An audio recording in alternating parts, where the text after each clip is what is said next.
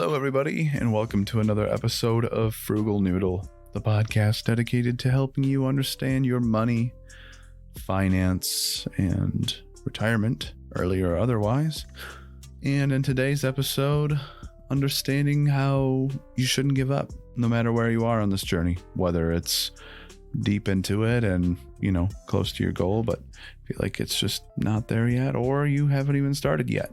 But as a disclaimer, I am not a financial advisor, and this is not financial advice, simply sharing as I learn.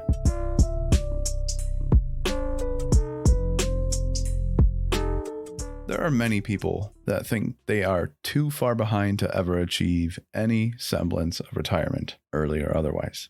But the fact is, you are never too late. If you were only to live one more day, say tomorrow, for instance, then you'd only need one day's worth of expenses saved to financially survive that day and retire for that day. This is obviously an extreme example. You likely won't know that tomorrow is your last day and work the day before so that you can financially be free for that day. But it is an example. And if there's anything we excel at here at Frugal Noodle HQ, it's ludicrous examples to make a point. So then what is a more realistic example that you might actually find yourself in? Perhaps 25 years old and haven't begun saving for retirement? 35 and only saved 3% since you were 25?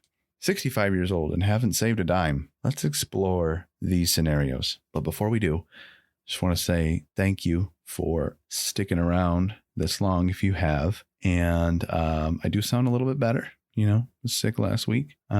Still got a cough. Still have some sounds to edit out, and I will do my best, but I'm going to just forewarn you if I miss anything. I apologize, but thank you. But scenario 1, 25 and haven't started saving yet.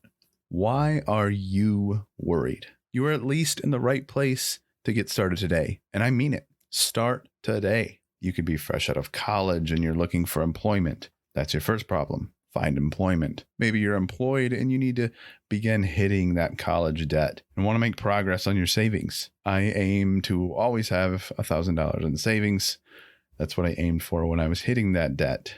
I also aim to hit that employer match percentage for the 401k. So if it's 3%, I contribute 3% so that I'm at least getting that match while I'm working on my debts. Remember, as I mentioned in a previous episode, getting that employer match from your 401k is essentially free salary on top of your salary. It's being paid 3% extra. Now, after getting that match from the employer, then is when I live frugally and hit debt with as much of the leftover money as I can. Once that debt is gone, I focus on maxing out the 401k and IRA.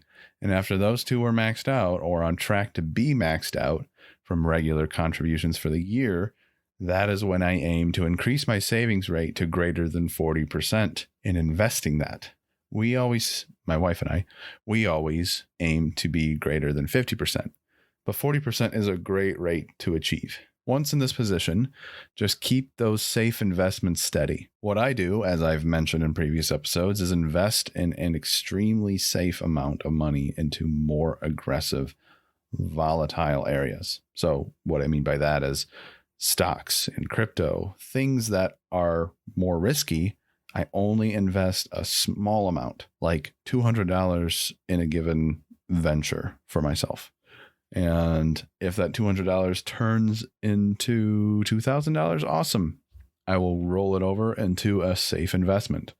If that $200 turns to zero, which I'll often catch it before it does that, but if it's just plummeting, then maybe I'll redirect it somewhere else, but I'm not going to be in a bad position having invested that $200. Basically, I didn't need that $200 for food or rent or whatever. So that's what I do. I'm not saying you should. Again, not financial advice, but that's what I do. You may also, at this point, 25 and haven't started saving yet. But at this point, you may also begin contemplating other forms of income, like saving up for your first rental property. And by that, I mean a property that you will rent out, or even starting your own business. But that's all about what you aspire to be/do. 25 and haven't started investing yet, get out of here. You got plenty of time to get this all figured out and do it right. But this is the time. And pat yourself on your pretty little back for being in the right place at a pretty decent time. All right, scenario 2. You're 35 and you've only invested 3% of your income for the past 10 years. So you're not in the best boat here because you've likely not taken investing into your retirement terribly serious. And perhaps you've even indulged in taking on some consumerist debts. Did you finance a boat and an RV? You know I'm not happy with you, but in the end, it's not the end. And we're going to make this work. But if you did invest in a boat, then that's why you're not in the best boat. Anyways, this is a tough age to make much needed personality adjustments. Lifestyle changes, if you will. You think 16-year-olds are stubborn? Try telling a 35-year-old they need to sell their toys if they want to retire on time or even early. Okay, so you sacrificed your contributions to your 401k and IRA over the years so that you could have nicer, shinier things. And so you could show status to those around you, or maybe I'm generalizing and not giving you the benefit of the doubt. But if living at or above your means hasn't been holding you back from contributing to that retirement account, then what has? Everyone's situation is different, so I'll stop beating the horse. Let's say I've got a salary of $60,000 a year, and it's unchanging. And annual expenses are $30,000 that are also unchanging for this scenario. It's just easier to apply simple numbers. But of course, every situation is different. If I were 35 with only 3% saved annually toward my 401k for 10 years, I'll assume it was to get that 3% employer match. So at least there's that extra 3%, but that's not all that much. And I'm not likely to be on track to even an on-time retirement. With these numbers in mind, my 4% safe withdrawal rate, that FIRE goal number, is going to be just under $800,000. But my 3% contributions with 3% employer match and an average growth of 7% per year puts me at about $56,000 in my 401k. If I keep this up, I will not retire on time. If, however, I downsized in other areas of my life and acknowledge that saving and investing 40% of my income is possible, then I could save about $2,000 a month, maxing out my 401k and nearly maxing my IRA. And in 15 years' time, I will hit my goal of $800,000 and be able to live safely, withdrawing 4% from my retirement account, while the remaining 3% of growth is reinvested every year. It's worth noting and probably obvious that this does not factor in inflation and any likely salary increases or life events, such as bringing up an unexpected child in this world or any other number of factors. The point is, though, that you could totally turn things around at 35 and begin contributing towards a healthy retirement, especially if you take some of your lifestyle choices and flip them on their head today. All right, 65 and haven't saved a dime. This is a doozy, but you're not alone if you find yourself here. There are certainly some people that did not take retirement seriously or even came across strife in their life that resulted them in losing their retirement accounts for one reason or another. But there are ways to work on turning this all around now. You have a few things going for you, strictly speaking from an American standpoint. There's Social Security, which at the time of this recording is still present. Who knows where Social Security will be in like 10 years or so. At 65 years old, though, you can benefit from about $18,000 a year in Social Security benefits. That ain't much, but you could even work full-time or part-time to supplement the difference for whatever you actually need or demand in a year. But you don't want to work until you're 80, right? So what can you do? Okay, $60,000 annual salary again, but you gotta trim your needs as best as you can down to like $20,000 a year. At this point, I think the best bet for a 65-year-old me with nothing saved would be to work another 5 years, saving 66% of my income. And only when I'm 70 would I begin to tap into my Social Security benefits. This gives me a good cushion of about $150,000 of my own investments, and then it maximizes my Social Security benefits by delaying them as long as possible. And I'm not going to lie, this situation sucks and is not a scenario that I feel anyone deserves. But if I'm in this position, I think I would have to work those extra years to build savings and maximize that Social Security. Otherwise, I would run the risk of an early tap into my Social Security not making the cut, And then I have no cushion to fall back on if something comes up beyond those benefits, which at this age, 65 or older, is almost definitely going to happen. I would also liquidate a majority of my assets and downsize to the max. I mean, downsize till I look like a peasant. Sell off the house I've likely paid off and opt for a 1-bedroom apartment or even studio that satisfies my most basic needs and costs me little to nothing and puts the repairs and maintenance on someone else's shoulders. I know little to nothing is a bit of an exaggeration, but the smaller you go when you're renting, obviously the cheaper. I would also make sure I'm only relying on one car and make it an econo cheapo car that's going to last the rest of my life, especially if it's Japanese in origin. Just saying. My goal at 65 without anything saved is to make as much happen with my money in 5 years as I can and trim down all of my expenses to the bare minimum by ridding myself of any debts and toning back lifestyle choices that will make financial independence difficult. I won't be living out a lavish retirement for the remainder of my life, and at times I may struggle. But more than anything, I don't want to be working until I'm 80. So I'll work another 5 years, which, let's be honest, if you're employed by someone else at 65, they should be going pretty easy on you. And then I'm going to coast under the financial radar in every way I can. All right, here's a bonus. I'm 12 years old, and I've just somehow discovered this lifestyle. Well, lucky you, you son of a gun.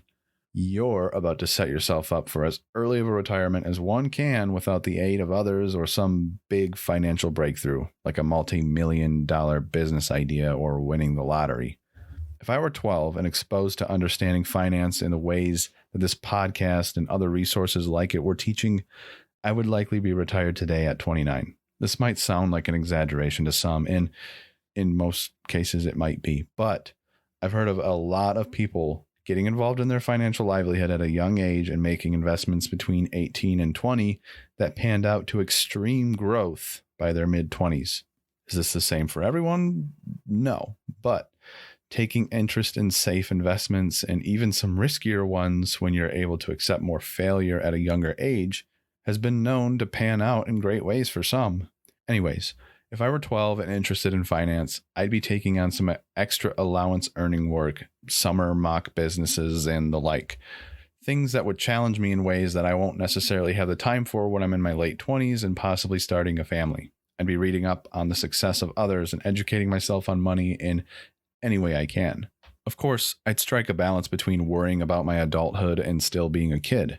If you're 12 right now and interested about your financial future, great. If you're 12 right now and anxious about your financial future, whoa, girl or boy, tone it back a bit. You should not be anxious about much at 12, especially your financial livelihood 10 or more years from now. A healthy interest in finance, though, I think is great. I talk with my parents about how I can do things that would improve my money making in the future. Resort to the finance section of the library. Resort to the reliable sources for financial information on the internet. I would definitely take school much more seriously and even look in how I could take courses in high school that translate to college credits and save money in that aspect. I'd also be planning out college in a way that makes the most financial sense. Going to community college for the first 2 years is something I will always suggest because employers only really care about where the bachelor's or master's comes from, not the first 2 years. But again, if I'm getting so involved in this mindset that it's overwhelming me or making me anxious, then I'm taking a big step back. At 16 to 18 years old, that's when I wish I would have gotten more serious about understanding things like the FIRE movement, which the opportunity didn't even present itself. But at that time, I could have made some amazing decisions to solidify a completely different situation financially than my current one. Let's be clear, though. I do not regret how anything has worked out because it all led to my current situation. My wife, my daughter, my home, my outlook, my ideals. For those reasons, I'd change nothing about my past. But if I'm a young person now, today, a completely different person than who I am, then I would totally do more for my financial future. So if you find yourself in any of these positions and feel like you're a lost cause, you're dead wrong. Some ages and positions make it far more challenging to do something about your retirement than others, but it's not the end. It just takes a bit of planning and lifestyle adjustment. And you can even Google your age and financial situation and type how to retire, and you'll find a lot of articles for every situation. Type in 65 years old with no retirement savings, and you'll find something that points to how to make it work. So don't give up. Put your nose to the grindstone, or some other saying, and figure out how to make it work. But thank you for listening to this week's episode. Be sure to follow Frugal Noodle wherever you get podcasts to stay up to date on the latest episodes. And also follow Frugal Noodle on social media. Links are in the show notes below. The music for this episode was produced by CARBS. This is Cody. Thank you for listening. I will see you next week.